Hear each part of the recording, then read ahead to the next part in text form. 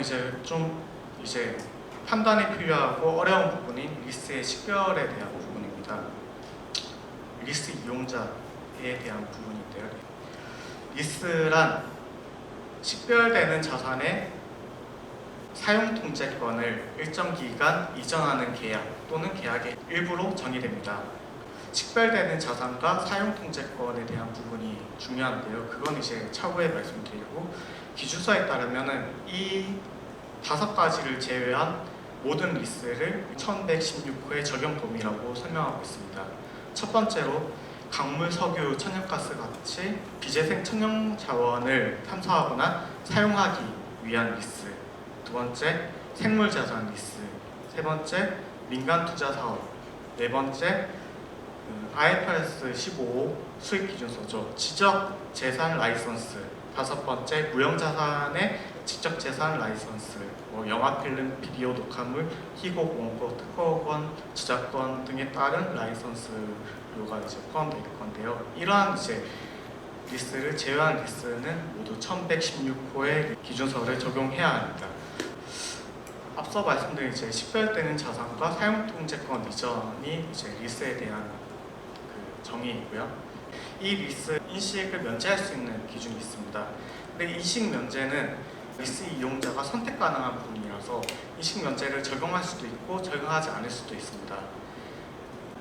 만약에 인식 면제를 적용한다면 기존의 운용 리스 이용자의 회계 처리와 유사한데요. 리스 기간에 걸쳐서 리스료를 정액 기준이나 체계적인 기준으로 비용 인식하는 회계 처리를 하면 됩니다. 인식 면제 리스는 두 가지 유형인데요. 단기 리스가 있고 소액 리스가 있습니다. 단기 리스부터 보면은 단기 리스는 유형별로 적용할 수 있습니다. 유형이라는 것은 기업의 영업에서 특성과 용도가 비슷한 기초자산의 집합을 의미하고요. 단기 리스가 적용하게끔 되려면은 리스 개시일에 리스 기간이 12개월 이하여야 됩니다. 그리고 매수 선택권이 있는 리스의 경우 적용할 수 없습니다. 만약에 이제 단기 리스를 적용했는데 차후에 리스 기간이 변경이 있는 경우 새로운 리스로 회계 처리를 하셔야 됩니다. 두 번째로 소액 리스인데요. 소액 리스는 리스별로 적용할 수 있습니다. 소액 리스는 이제 $5,000 이하여야 하고 다음을 모두 충족해야 됩니다. 리스 이용자가 그 자체를 사용해서 효익을 얻거나 쉽게 구할 수 있는 다른 자원과 함께 사용하여 효익을 얻을 수 있어야 합니다. 또 다른 자산에 대한 의존도나 상호 관련성이 매우 높지는 않아야 됩니다. 기준서에 따르면 이렇게 소액 리스를 적용할 수 있는 자산이 태블릿, 개인 컴퓨터, 소형 사무용 가구, 전화기를 예시로 들고 있습니다. 이 $5,000라는 것은 새 것의 가치가 $5,000인 경우를 말하고 절대적인 기준이고 상대적인 기준이 아닙니다. 예를 들어서 삼성전자의 경우에도 이 $5,000를 적용을 해야 됩니다. 리스의 식별 섹션에서 이제 중요한 부분이 식별되는 자산, 사용통제권 이전, 이런 이제 요소를 볼 건데요. 첫 번째 이제 식별되는 자산입니다. 자산을 이제 식별하기 위해서는 계약상 자산이 분명히 또는 암묵적으로 특정되어 있어야 되고, 그리고 공급자, 리스 제공자가 실질적인 자산 대체권이 없어야 됩니다. 그럼 하나씩 이제 요소에 대해서 말씀드리겠습니다. 첫 번째, 자산이 특정되었다. 그거는 특정 일련 번호를 부여되어 있는 자산인 것처럼 분명히 특정되거나 암묵적으로 특정된 경우에 자산이 특정되었다고 합니다. 식별되는 자산이 되려면 자산이 물리적으로 구별되어 있어야 됩니다. 건물의 하층 이런 경우는 물리적으로 구별되었기 때문에 자산이 특정될 수 있는 거고요. 파이프라인의 20%에 해당하는 용량과 같이 이런 경우는 물리적으로 구별되지 않았기 때문에 자산이 특정될 수 없습니다. 그리고 암묵적으로 특정되었다는 말은 약정일에, 그러니까 계약일에 사용할 특정한 자산을 식별할 수 있어야 할 필요는 없지만 이제 식별되는 자산이 필요한지 알 필요는 있다. 그 경우에 암묵적으로 특정된다. 말이 좀 어려운데 뒤에 한번 사례를 보면서 같이 설명드리겠습니다.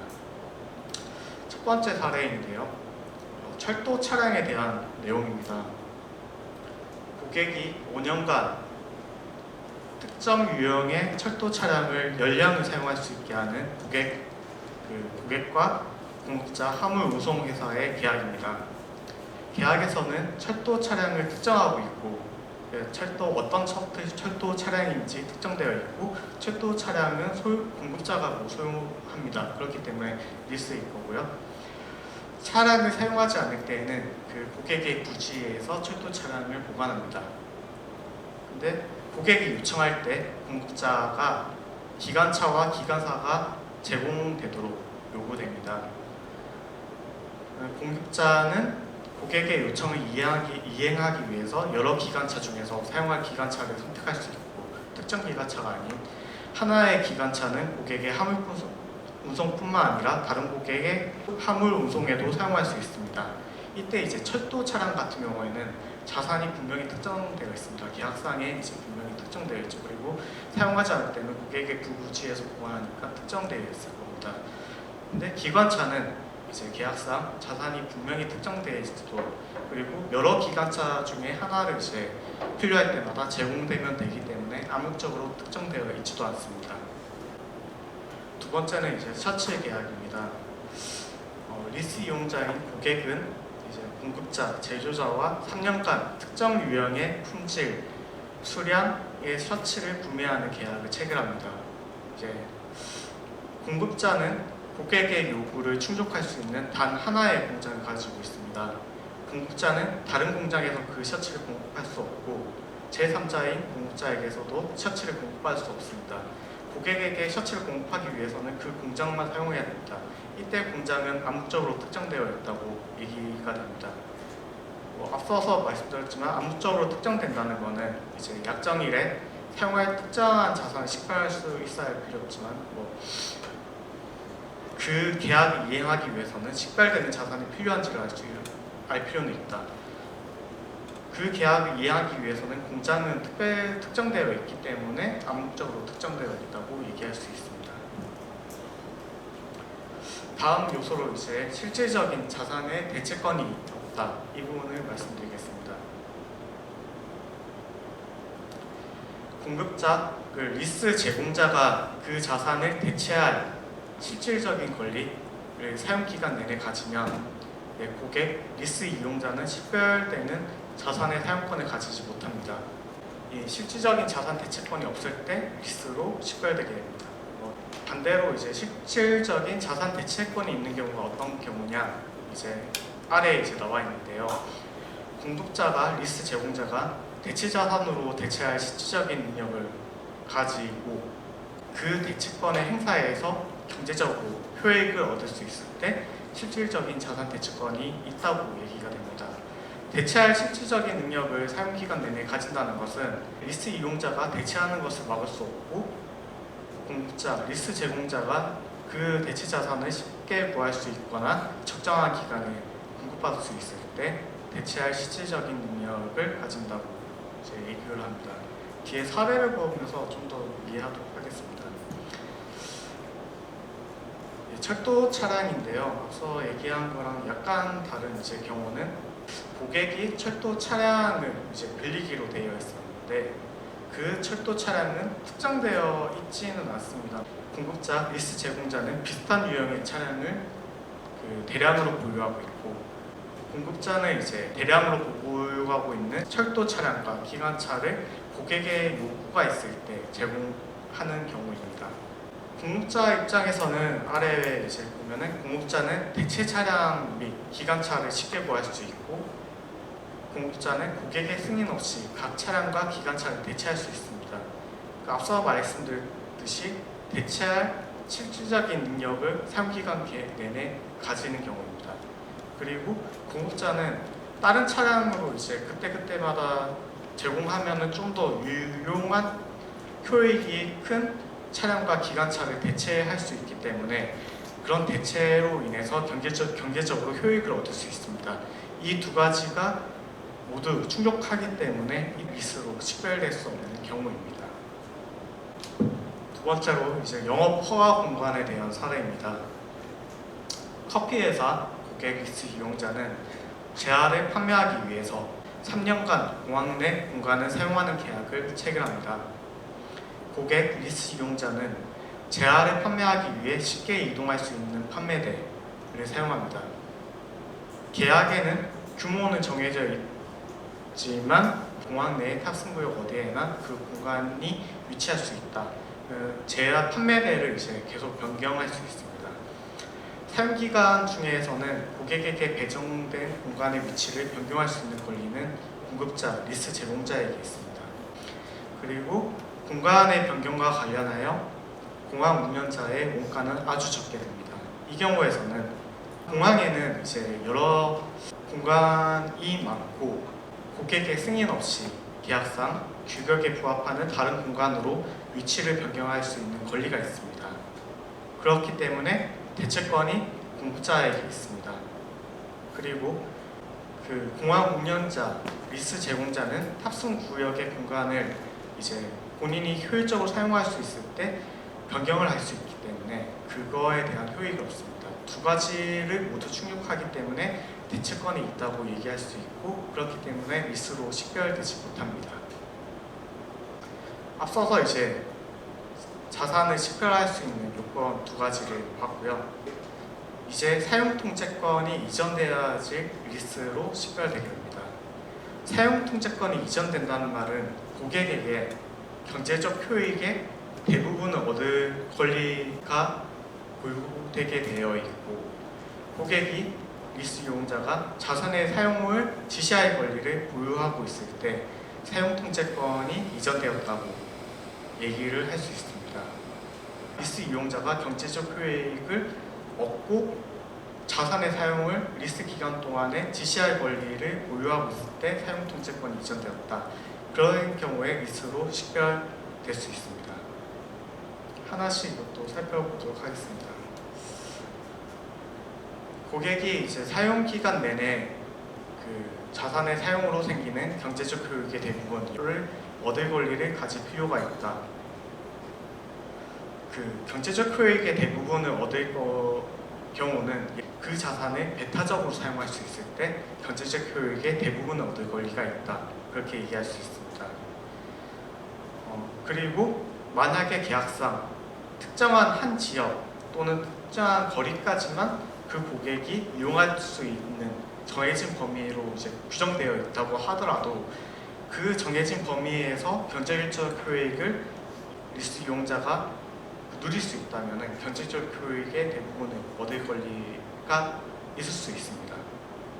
그리고 한 가지 더 말씀을 드리면 소매 점포의 이제 사용으로 생기는 리스료를 매출의 일정 비율을 공급자에게 지급되는 이제 그런 계약인 경우 매출의 이제 대부분에 대해서 경제적 효익을 얻지 못하는 게 아니냐라고 생각할 수 있지만은 매출의 이제 대부분은 리스 이용자가 가지고 그 매출의 일정 비율을 리스 제공자에게 리스료로 지급하는 이제 별개의 사건으로 봅니다.